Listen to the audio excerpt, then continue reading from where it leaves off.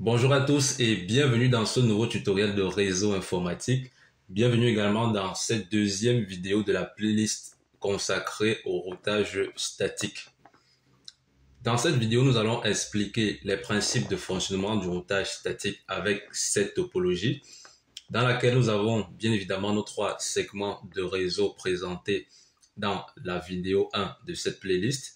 Nous allons donc travailler avec le réseau A, avec l'adresse IP 172.16.10/24, le 1B 10.10.10.0/30 et notre dernier segment de réseau, le LAN C, avec l'adresse 192.168.10.0/25. Alors, pour l'adressage, nous avons ici nos deux tables d'adressage où vous allez trouver les adresses IP que nous allons affecter dans ce projet au PC1 jusqu'au PC4 et également sur R1 et R2. Donc, vous avez dans le tableau R1, G00, on a son adresse IP S000. On a également son adresse IP. Et également le routeur R2, nous avons l'interface G01, son adresse IP, et l'interface S001, son adresse IP également 10.10.10.2/30. Alors, vous pouvez faire une pause sur la vidéo pour prendre une capture, car ce sont ces adresses que nous allons utiliser dans le projet pour pouvoir travailler. Alors, ici, nous avons le processus de configuration du routage statique. Alors, quelle que soit la topologie, pour réussir parfaitement à faire communiquer des réseaux distants grâce au routage statique, nous avons également trois étapes à parcourir, à savoir l'étape 1 qui consiste à identifier les réseaux directement connectés et les réseaux distants. L'étape 2 consiste à identifier pour chaque réseau distant les interfaces de sortie pour atteindre les réseaux distants en question.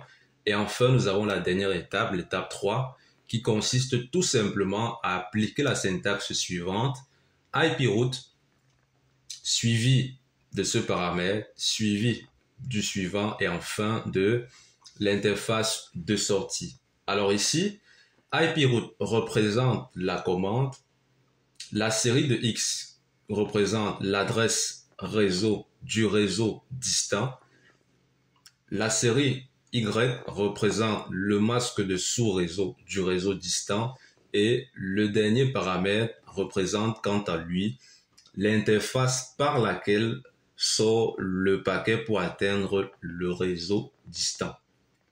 Alors, globalement, voilà les trois étapes à connaître, à maîtriser pour pouvoir configurer le routage statique sur un routeur Cisco.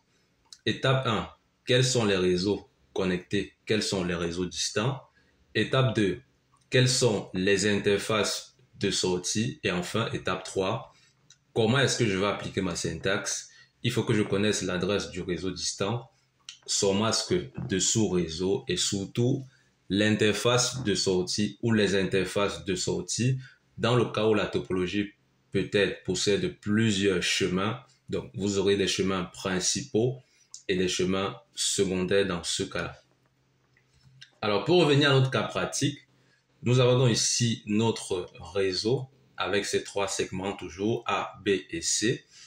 Alors, l'étape 1 ici, dans le premier tableau, nous devons donc pouvoir identifier les réseaux directement connectés et les réseaux distants de tous nos routeurs.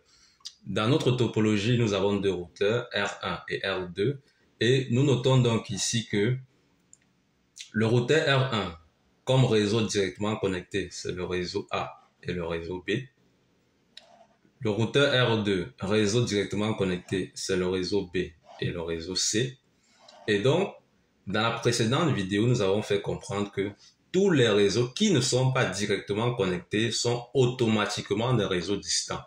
Voilà pourquoi le routeur R1 a comme réseau distant le réseau C. Pourquoi? Parce que si on se place sur R1 et qu'on souhaite atteindre le réseau C, nous allons devoir passer par un autre routeur, à savoir R2.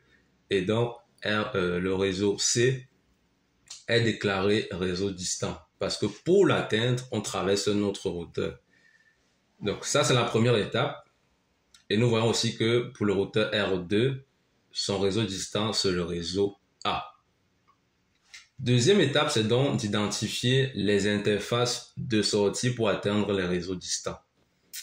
Si nous nous plaçons au niveau du routeur 1 et que nous souhaitons aller au niveau du réseau distant C, le paquet va sortir par l'interface S0/0/0 de R1. Alors, R1 est déclaré interface de sortie pour atteindre le réseau local C. De même, si nous nous plaçons sur R2 et que nous souhaitons aller vers le réseau local A, le paquet va sortir par l'interface S0001 de R2. Et donc R2 est déclaré interface de sortie pour atteindre le réseau local A. Alors, une fois que nous avons bien fait nos étapes 1 et 2, nous pouvons facilement faire l'étape 3 qui consiste à configurer sur chaque routeur la route ou les routes statiques vers les réseaux distants.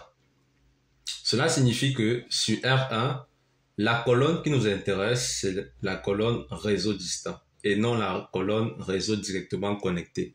Car on ne configure jamais le routage statique vers un réseau directement connecté car le routeur le connaît déjà. Alors, sur R1, nous allons tout simplement faire IP route, c'est la commande, vers le réseau distant C, qui a l'adresse réseau 192.168.10.0. Nous allons mettre son masque de sous-réseau qui provient de la longueur de préfixe /25 et nous allons appliquer l'interface de sortie qui a été déterminée à l'étape 2.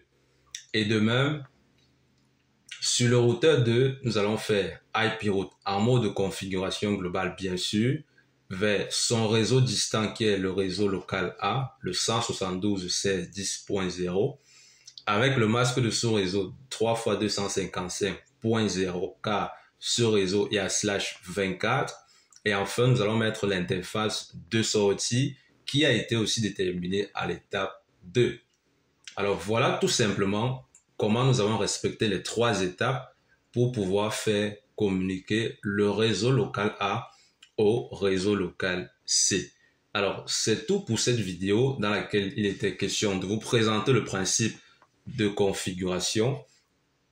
Rendez-vous dans la prochaine vidéo où nous allons donc pouvoir configurer cela avec notre simulateur de réseau Packet Tracer de l'équipementier Cisco. Take care, guys.